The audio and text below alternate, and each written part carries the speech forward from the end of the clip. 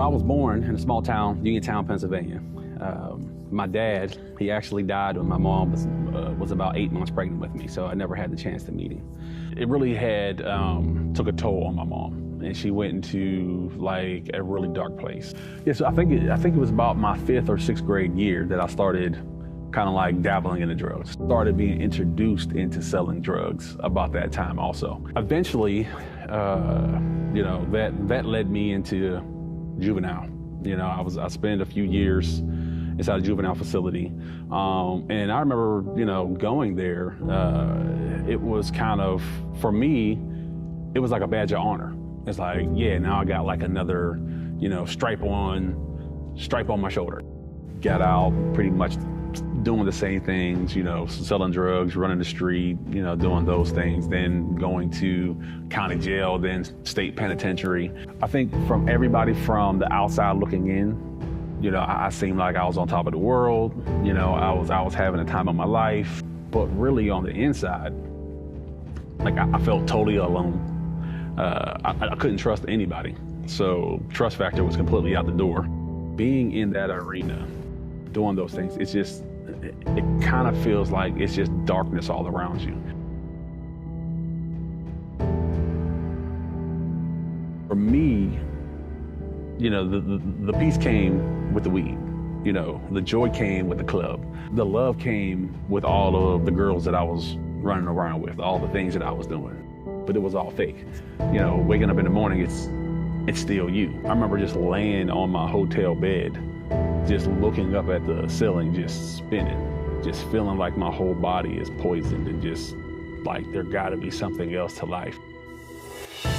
So in 2006, I wound up getting indicted by the federal government and wound up, being sent to prison.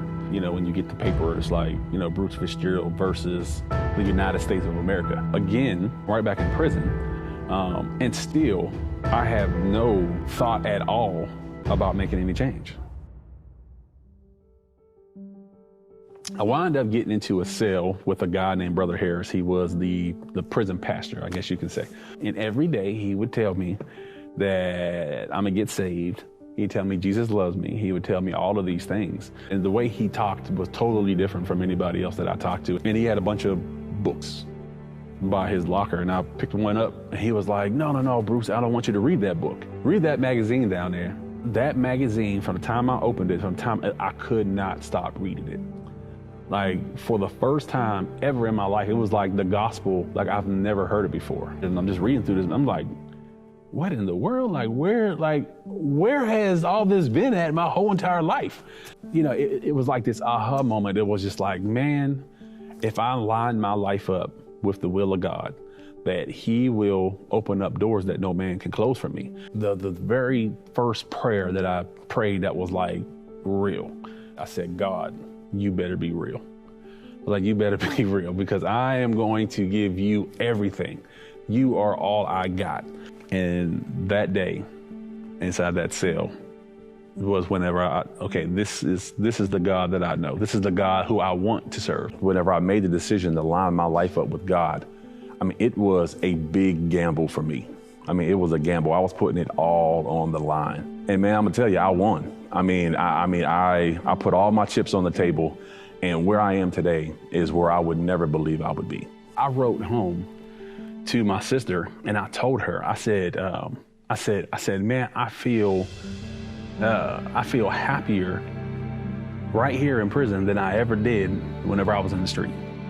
It was crazy how much joy and peace that I had whenever I accepted Jesus in the midst of being in jail. As I look back and think about, my life and where I was at back then, saying that prayer, just saying like, God, you better be real, looking at me now, and seeing how far I came, it's crazy just looking back, like I said, like Satan is the ultimate counterfeiter, and, I no longer have the fake peace. I no longer have the fake love, Jesus gives me everything that, the clubs couldn't. You know, Jesus gives me, you know, the peace that the weed couldn't. You know, he gives me the love that sleeping around couldn't do. Give God a chance and give him everything. You know, he will open up doors that no man can shut. So the biggest thing that I want people to get is that your past does not determine your future. It doesn't matter where you're from. It doesn't matter how far that you have gone away from God. Today is the day of salvation. Today is the day that you will give God your life.